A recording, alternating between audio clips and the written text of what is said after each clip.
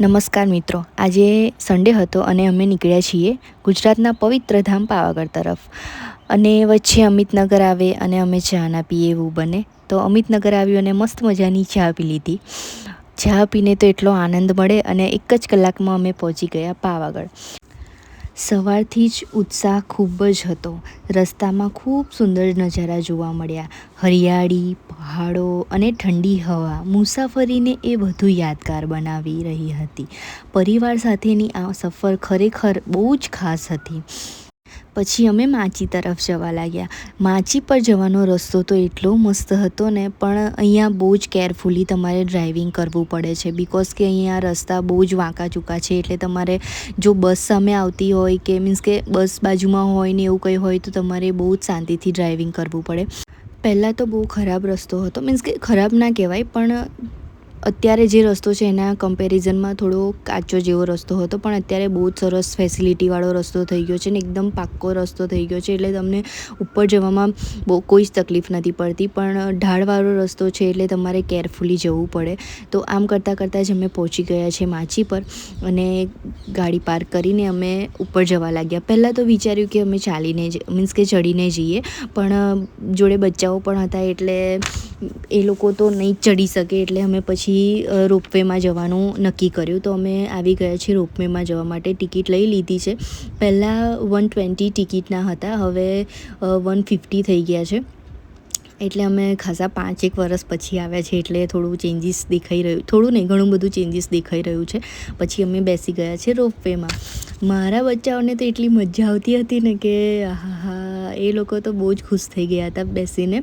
Because કે એ કોઈ પણ વાર આવી રીતે બેઠા નહોતા. એટલે રોપવેમાં બેસ્યા, ઉપરથી દેખાતો આખો નજારો એટલો સુંદર હતો ને કે આંખો હટે જ નહીં. એટલો મસ્ત નજારો હતો ને, એટલું બધું ફોગ હતું, મસ્ત ધુમ્મસ અને એમ થાય કે આપણે વાદળોમાં આવી ગયા છે અને બસ હવે અહીંયા જ લટકી રહેવું છે, નીચે જવું જ નહીં, એવું ફીલ થાય. એટલો મસ્ત અને ઠંડી હવા અને ભીનો ઝાકળ પણ પડતો હતો. તો એટલી મસ્ત મજા આવી ગઈ. અમે રોપવેમાં 2 કે 5 મિનિટમાં જ અમે પહોંચી ગયા છે ઉપર. તો આ તમે જુઓ ફોગ કેટલો, કંઈ બી દેખાય નહીં નીચે, એટલું બધું ધુમ્મસ ને કે પણ બહુ જ મજા આવી ગઈ.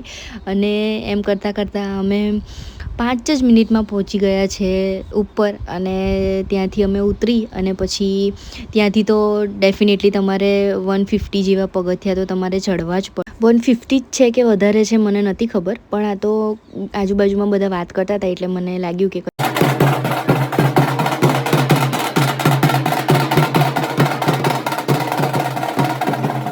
તો માતાજીની ધજા ચડતી તો એ પણ દર્શન કરી લીધા. અને હવે અમે આવી ગયા છે સીધા માતાજીના મંદિરે.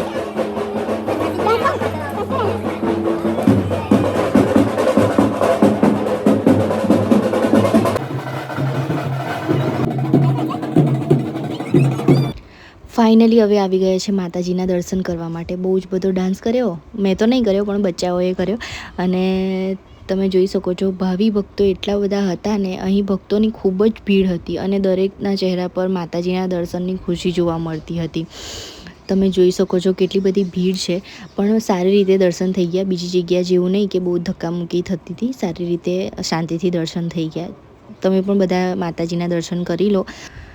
દર્શન દરમિયાન એક અલગ જ સકારાત્મક ઉર્જા મળે અને દિલને એટલું શાંતિ મળે ને કે બસ અહીંયા જ બેસી રહીએ. એટલો મસ્ત નજારો તમને જોવા મળે અને બધી જ ચિંતા, થાક અને ટેન્શન ભૂલીને માતાજીના દર્શન કર્યા અને પછી એમ દિલને બહુ જ શાંતિ મળી. અને દિલથી એક જ પ્રાર્થના કે માતાજી બધાના જીવનમાં સુખ, શાંતિ અને સમૃદ્ધિ લાવે.